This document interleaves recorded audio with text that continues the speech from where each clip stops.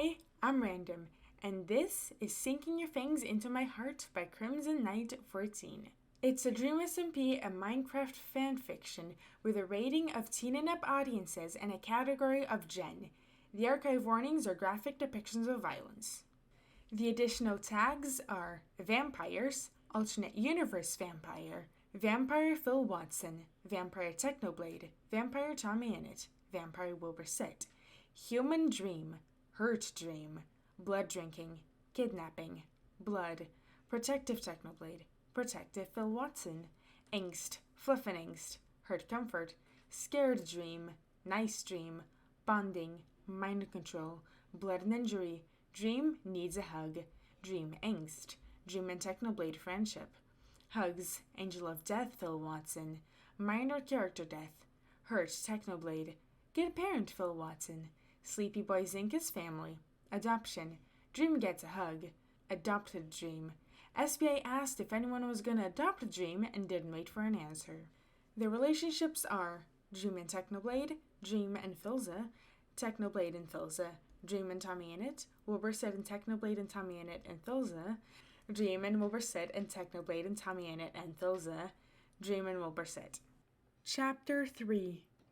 I'm sorry they did this to you. It's been 5 days. 5 days since Techno didn't come home one morning. 5 days since Phil got a message from a nearby coven saying that they'd capture his son, and he'd only remain unharmed if Phil followed each and every one of their demands.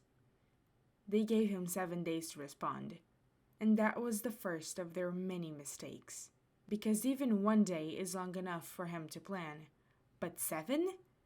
That's just asking to be murdered. And that's exactly what Phil does. They see him at the edge of their territory, but only because Phil wants himself to be seen.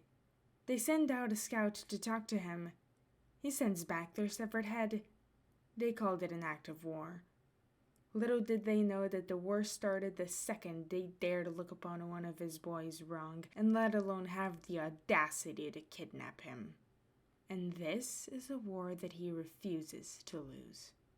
So he stays right at the edge of their territory, watching, waiting, smiling as the vampires all squirm under his gaze.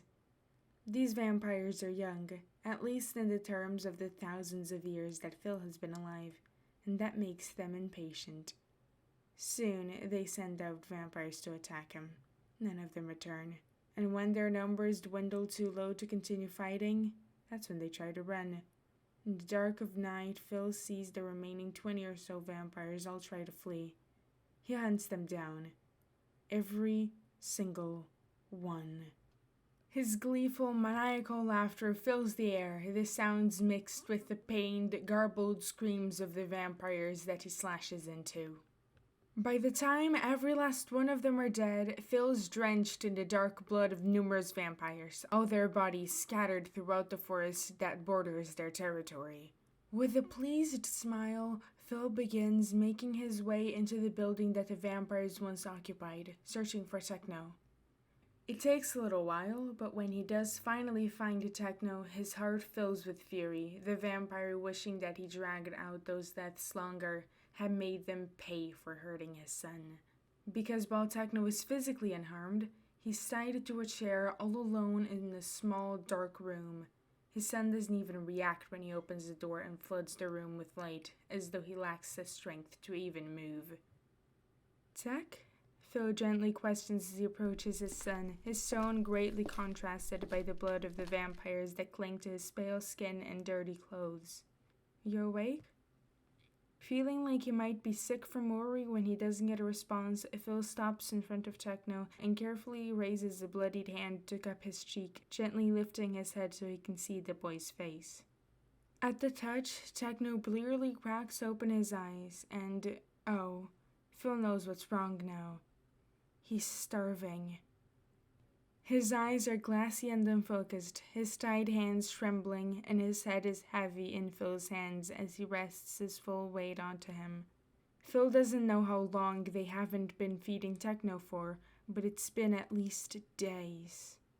Phil hisses and snarls. His hand is still gentle where it cradles Techno's face, but he's absolutely livid. He wishes that he could kill those vampires again and again and again and again and again. But since he can't, he grits his teeth and tries his best to remember how to breathe. His fangs digging into the flesh of his bottom lip and cutting the skin, but he can't bring himself to care, not when Techno's starving.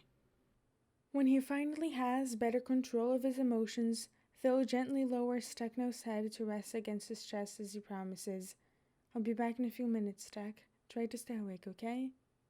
His son doesn't respond, but Phil wasn't expecting him to anyways, not when he's in this state. With purposeful strides, Phil follows the faint smell of blood in the air, assuming that there must be some kind of supply kept in here. It takes a few minutes, but eventually Phil finds the source of the blood smell. Phil has seen a lot of horrors in his years, has taken part in many of them firsthand, but not once during that time has he believed in senseless slaughter. Clearly these vampires don't feel the same. Not when it looks more like a battlefield than the living room it should be here. There's no vampires in this room, only humans. Only dead humans. Bodies are strewn about the room, all of them with clear bite marks in their necks, some of them with throats torn open in a sight of savagery that causes even the angel of death to look away with grimace. It's absolutely despicable.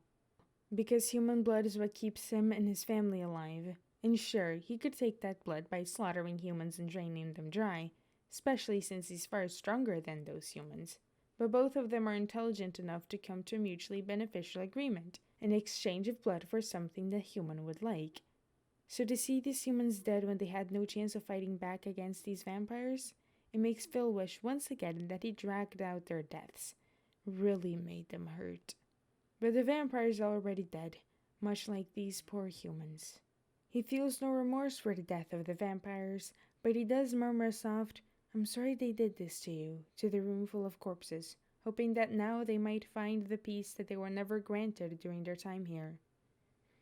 Then Phil steps back out into the hallway and quietly closes the door behind him, knowing that he has to find blood from some other place. All these humans already lost too much to be any use for his son. It's when he's out there that he hears it. A heartbeat. It's not coming from the room of corpses, all of those are silent. It's coming from someplace deeper in the house. With renewed purpose, Phil quickly makes his way to the sound, unsure why or how this human survived the gruesome fate that their companions were met with, but determined to find out. Perhaps this human knows where he can find some blood for Techno, and if not, then they themselves should suffice in providing him some much-needed food. Phil, please don't kill Dream, I beg of you. Anyways, I hope you liked this chapter. I am gonna try and update it once every 2 weeks, but no promises. My brother keeps talking, I'm not sure if you can hear him. If you can, I'm sorry. Please like and comment, it means a lot. Also, the fan art and sound effects used in this video are not mine. Proper credit is in the description. Bye. See you in the next one.